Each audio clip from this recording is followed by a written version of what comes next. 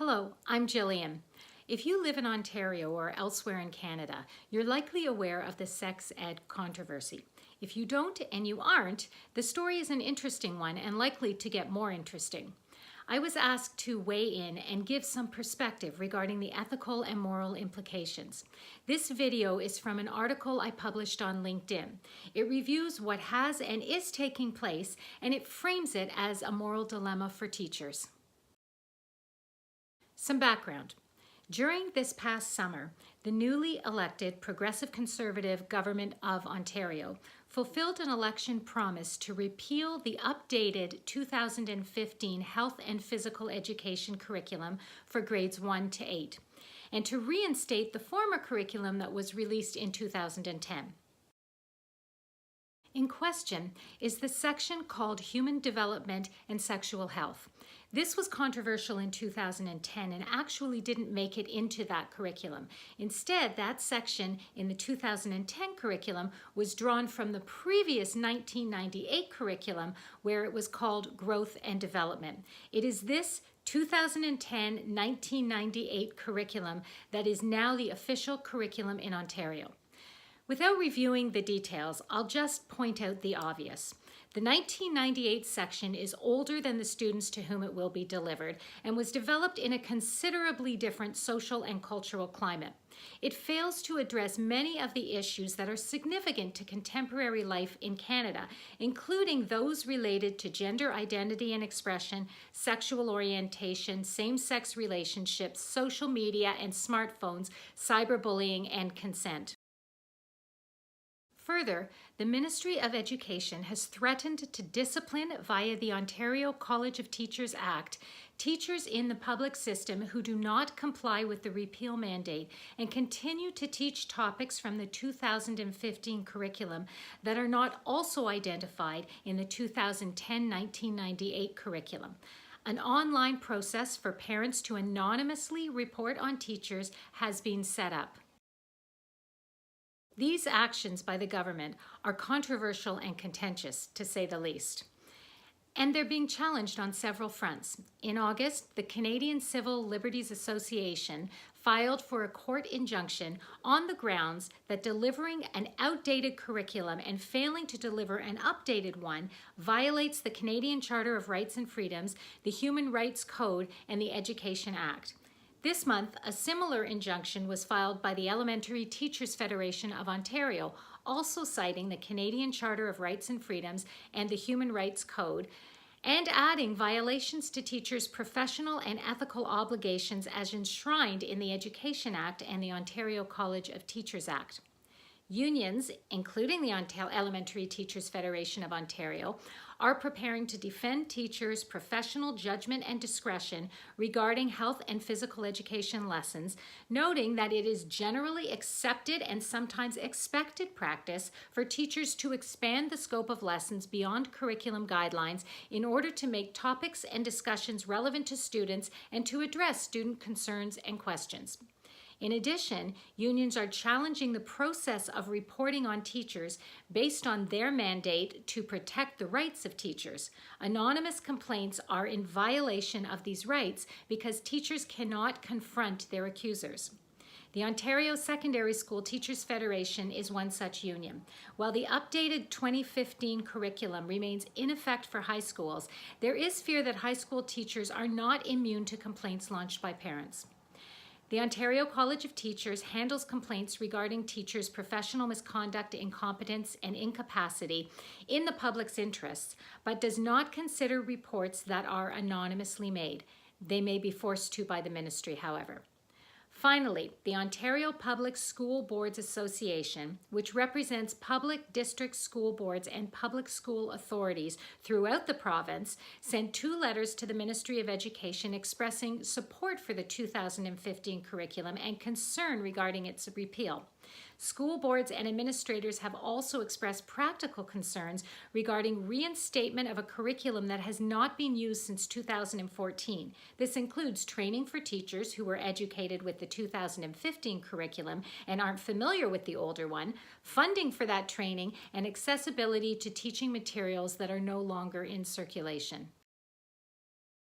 The school year began amidst this storm, with more confusion than clarity and more chaos than coherence.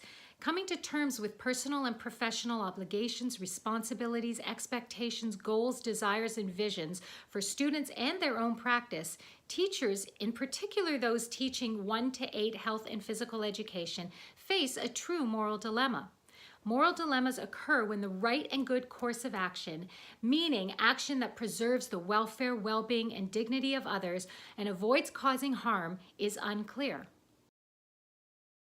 We use different moral and ethical frameworks to make choices and decisions that are good and right. Most commonly, they're drawn from 3 theories: deontology, consequentialism, and virtue ethics. Deontology is an intention-based theory. It states that morally right and good action entails following the rules, adhering to one's duties and obligations, doing what is permitted, avoiding what is forbidden, preserving the rights of others, and categorically upholding moral principles like fairness and justice. Consequentialism is outcomes-based. Moral status is determined by consequences. So if the consequences of an action are anticipated to be right and good, then the action is morally correct. If they are anticipated to be bad and wrong, then the action is morally incorrect. And virtue ethics is agent-based. Right and good action is determined by ideals of human virtue and the character of the actor. Virtuous people do good and right things. These 3 theories, individually or taken together, fail to give teachers a clear direction on whether they ought to adhere to the 2010-1998 curriculum guidelines or continue to deliver lessons in accordance with the 2015 curriculum.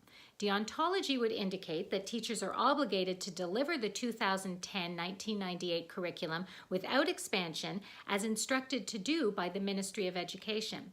But teachers also have obligations and responsibilities to their school board and administrators, many of which are in contention with the government's position.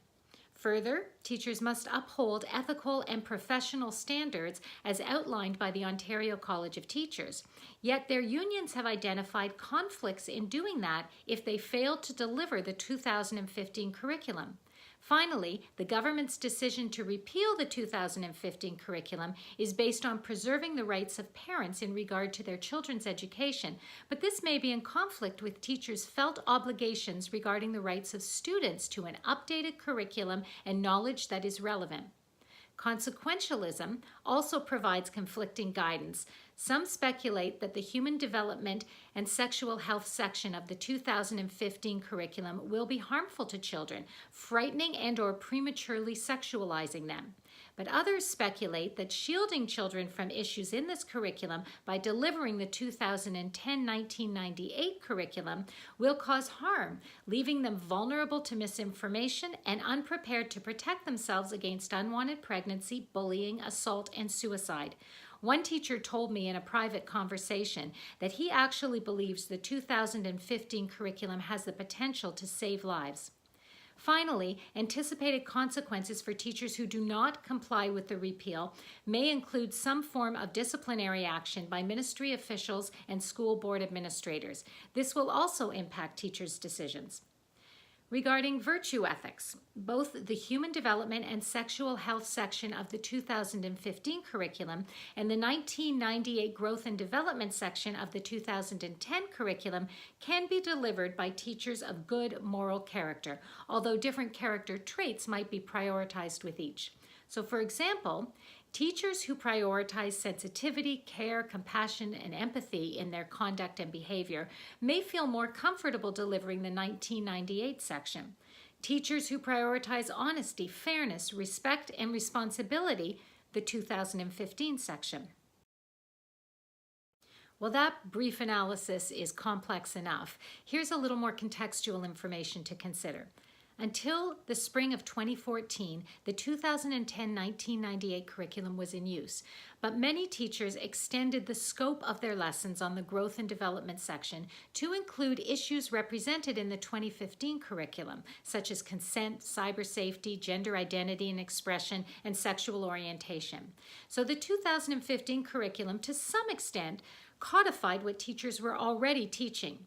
On reinstating the 2010-1998 curriculum, however, the Ministry of Education is not permitting such extensions. So we're not returning to the state of affairs in 2014 as the government says we are.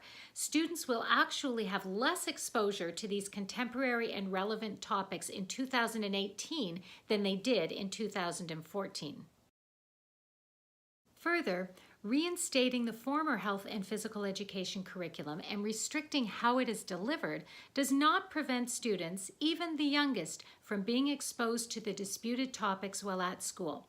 Several of them will emerge in other areas. For example, body parts, including sexual and reproductive organs, will likely be discussed in science, and different family types in social studies. Extracurricular events, including the International Day of Pink and Bullying Awareness and Prevention Week, the latter of which is an initiative of the Ontario Ministry of Education, address gender identity and expression and sexual orientation, and the creation and maintenance of an inclusive school environment as mandated by the Accepting Schools Act of the Education Act necessitates addressing issues related to LGBTIQ communities. The 2015 curriculum included these topics and issues, providing Ontario teachers and students with a consistent and coherent framework for discussing and building knowledge and understanding. Without that curriculum, students are still exposed, but in a haphazard way that potentially creates less clarity and more confusion. Finally, the discourse on this dilemma is incomplete. Two questions seem to be at its core. Whose responsibility is it to teach children about human development and sexual health? And what should children be taught at school regarding human development and sexual health?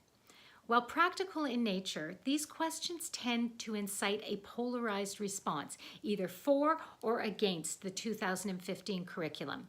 They do not encourage more complex and nuanced deliberation on, for example, the role of compassion and sensitivity in delivering the 2015 curriculum, how parents might be involved in supporting classroom teachers in delivering the 2015 curriculum, how some topics may be tempered or scaffolded, and how others might be suitable for home study under the guidance of parents and community leaders.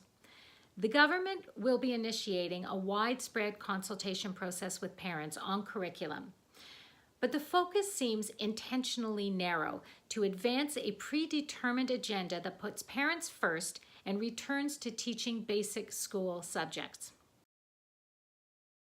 Ontario public school educators have much to consider as they begin this new school year. Underneath the blustering and posturing of politicians and education stakeholders, legitimate moral arguments are being presented for several positions related to the health and physical education curriculum.